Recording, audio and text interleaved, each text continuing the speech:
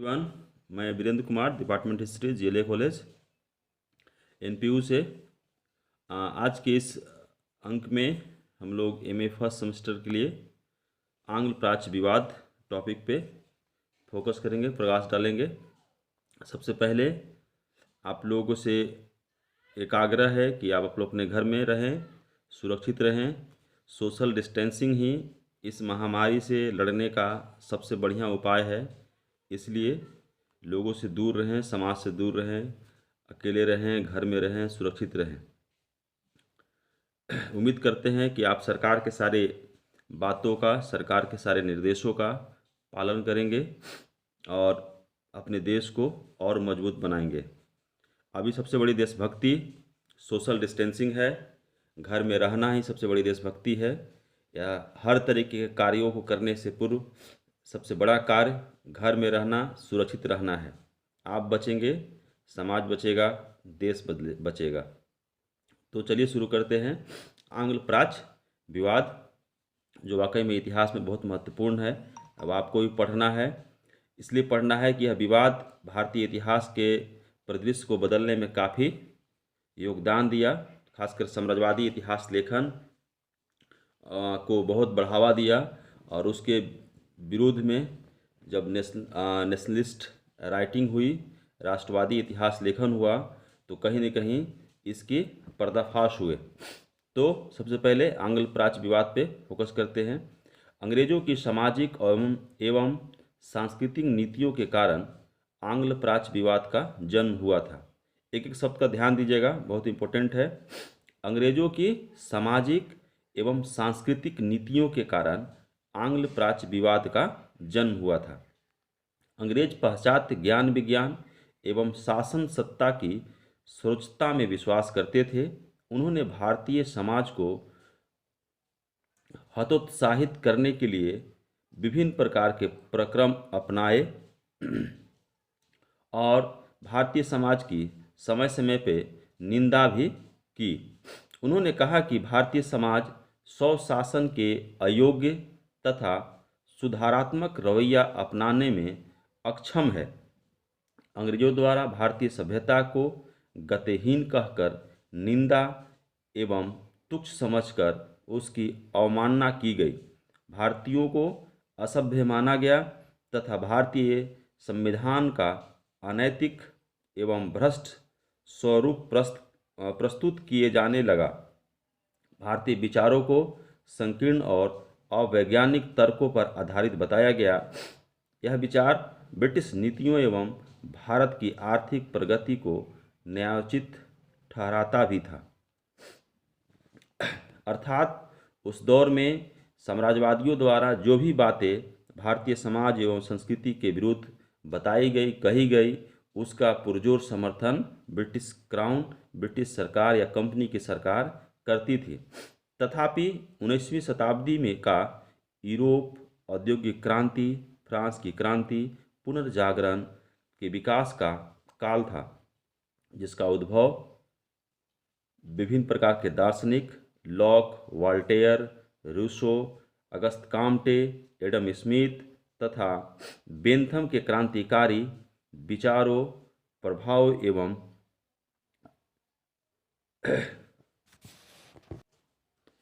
Charles Dickens तथा अन्य दूसरे विद्वानों के रचनात्मक एवं साहित्यिक कार्यों के फलस्वरूप हुआ।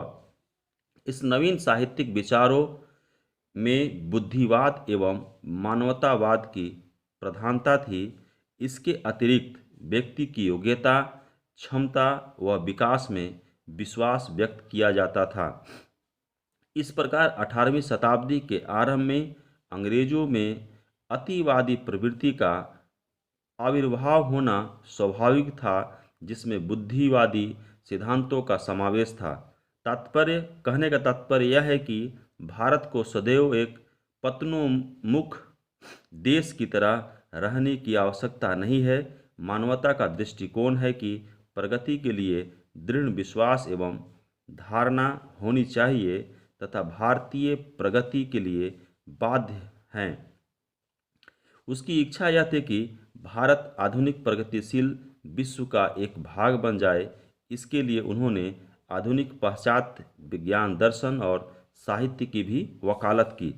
दूसरी तरफ प्राच्यवादी या प्राच्यविद भारतीय सभ्यता की महत्ता में विश्वास रखते थे।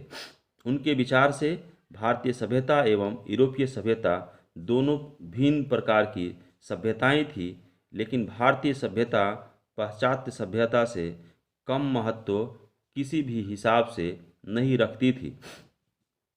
वे भारतीय सभ्यता एवं दर्शन के प्रशंसक एवं सम्मान करने वाले थे, परंतु उन्होंने पाश्चात्य विचारों एवं अनुभवों से परिचय की आवश्यकता को भी स्वीकार किया। ठीक है, अर्थात भारतीय सभ्यता एवं संस्कृति की जो पहचान थी उसकी भी इन्होंने भरपूर प्रशंसा की। इसके साथ साथ जो बातें उस दौर में पाश्चात्य जीवन में पाश्चात्य विचार जो थे उसको भी एक्सेप्ट करने के लिए, स्वीकार करने के लिए प्राच्यवादी तैयार थे, लेकिन उसके सावधानी पूर्वक एवं धीरे धीरे संशोधित स्वरूप को ही अपनाने पर बल दिया गया। वे सामाजिक स्थिरता के पक्षधर थे, परंतु उन्होंने त्वरित परिवर्तनों का विरोध नहीं किया, त्वरित परिवर्तनों का विरोध भी किया। धीरे धीरे ये किसी भी समाज में प्रगति या विकास चाहते थे। इन विचारों की वकालत वारेन हेस्टिंग, एडमंड बर्क तथा उसके बाद के विचारकों टॉमस मुनरो, मैल्कम, एल्फिंस्टन तथा मेटकॉफ ने किया। इस समूह ने ब्रिटिश साम्राज्य के माध्यम से भारत में अपना प्रभाव कायम किया। भारत में परिवर्तन की आवश्यकता ब्रिटिश उद्योगपतियों के ऊपर निर्भर थी, क्योंकि उसके अनुसार भारतवासी उसके द्वारा उत्पादित वस्तुओं के अच्छे उपभोक्ता थे। दूसरी तरफ वे भारत में उत्साहित वस्तुओं को अपनी ज़रूरत के अनुसार देखते थे और उसमें आवश्यकता अनुसार सुधार लाना चाहते थे।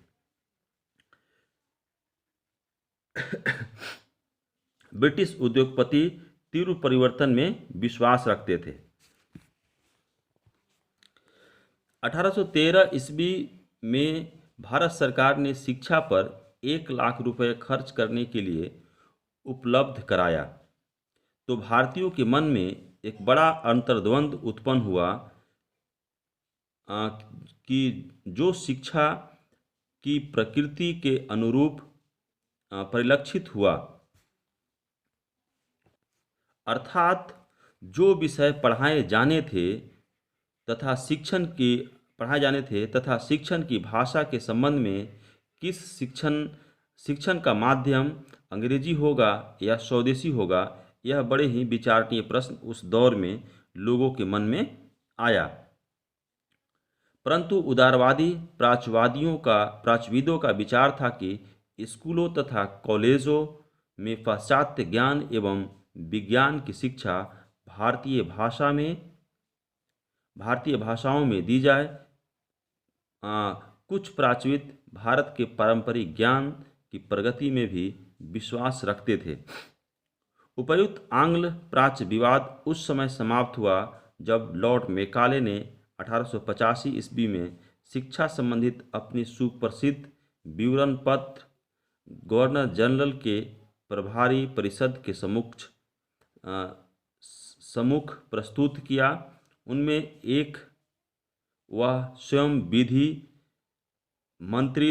विधि सदस्य था। मैकाले के विवरण पत्र द्वारा यह निर्णय लिया गया कि पश्चिमी ज्ञान विज्ञान से भारतवासियों को परिचित कराने के लिए अंग्रेजी भाषा का इस्तेमाल ही किया जाना आवश्यक है। उस समय शिक्षित भारतीयों से यह अपेक्षा की गई कि वे अपने ज्ञान का प्रसार जनता के बीच करेंगे। भारत में अंग्रेजों की सरकारी शिक्षा नीति का उद्देश्य आम भारतीयों को शिक्षित व जागरूक बनाना कभी नहीं रहा, बल्कि उसके स्थान पे एक ऐसे वर्ग का जन्म करना था, एक ऐसे वर्ग का निजात करना था जो रंग रूप से भारतीय हो, कलर के हिसाब से भारतीय हो परंतु बुद्धि के हिसाब से अंग्रेज हो। दरअसल लॉर्ड मैकाले की शिक्षा नीति का मुख्य उद्देश्य कुछ भारतीयों को शिक्षित कर उनसे अपने काम में सहयोग लेना था, ताकि भारत की शासन व्यवस्था वे अबाध रूप से संचालित कर सके।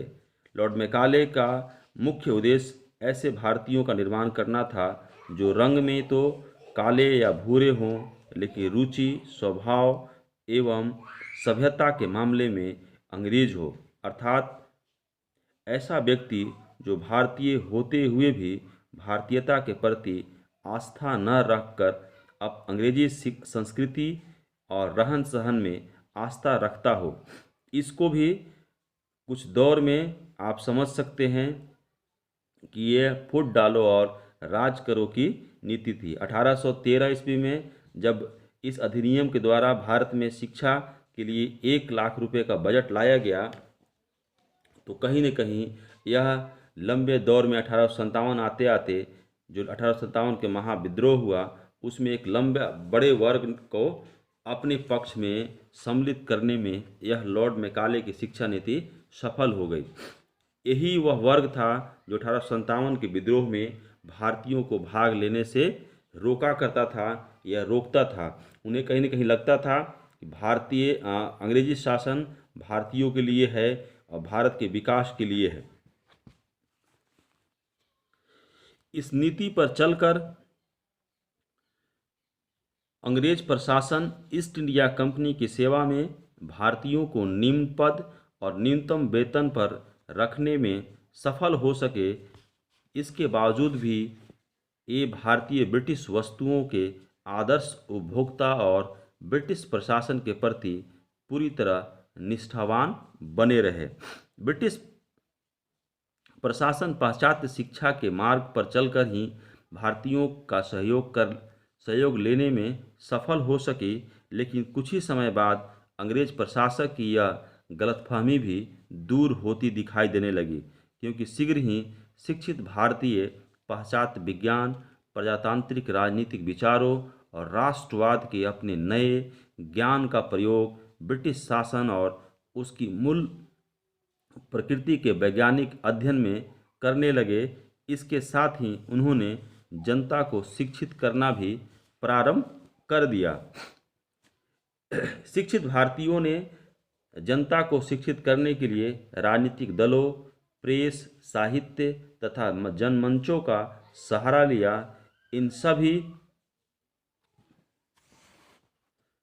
गतिविधियों के कारण उपनिवेशवाद के विरोध के साथ साथ राष्ट्रवाद का भी प्रादुर्भाव हुआ, जिसके कारण कालांतर में भारत की स्वतंत्रता संभव हो सकी।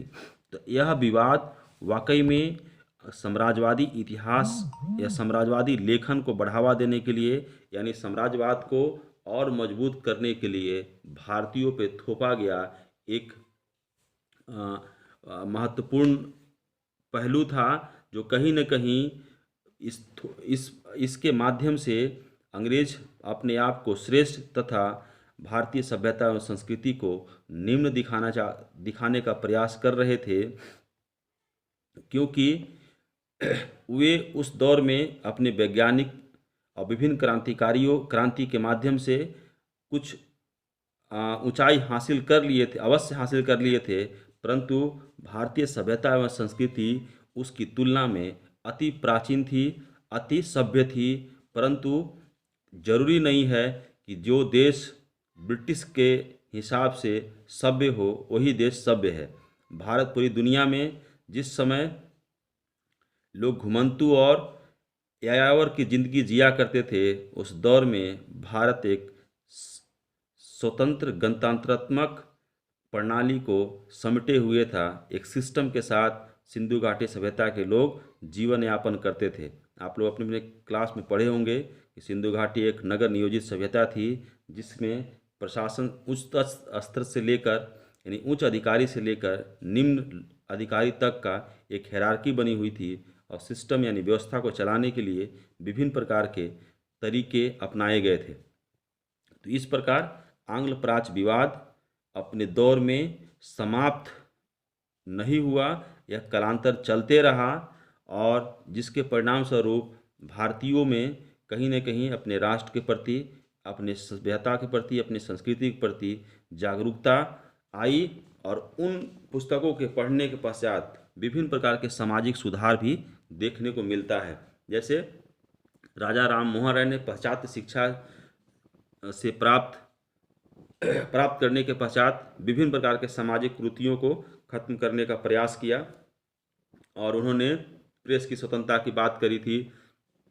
इसके अलावा भारत में एक चली आ रही जघन्य आपराधिक जो प्रथा थी, सती प्रथा, जो 1828 में ख़त्म कर दी गई, समाप्त कर दी गई। इसके अलावा विभिन्न प्रकार के जाति प्रथा, बाल विवाह, विधवा विवाह का नहीं होना इत्यादि यदि सामाजिक प्रथाएं भारतीय समाज में विद्यमान थी, जो कहीं न कहीं पाश्चात्य शिक्षा प्राप्त करने के पश्चात आत्मचेतना या पुनर्जागरण की ओर भारतीय सभ्यता और संस्कृति अग्रसर हुई। तो आंग्ल प्राच्य विवाद कहीं न कहीं भारतीयों के लिए अच्छा भी रहा, उसका दूरगामी असर अच्छा रहा कि लोग अपने सभ्यता और संस्कृति के खामियों को दूर करने का भी प्रयास करने लगे और कहीं न कहीं विभिन्न प्रकार के उस समय दुनिया के जो विशेष प्रकार के चीज़ें थी उसको एडोप्ट करने में, उसको एक्सेप्ट करने में भारतीय सभ्यता और संस्कृति तैयार होने लगी। मानसिकता का बदलाव उस दौर में बड़े पैमाने पर हुआ और यह विवाद की विमर्श जो है निरंतर जारी रहा।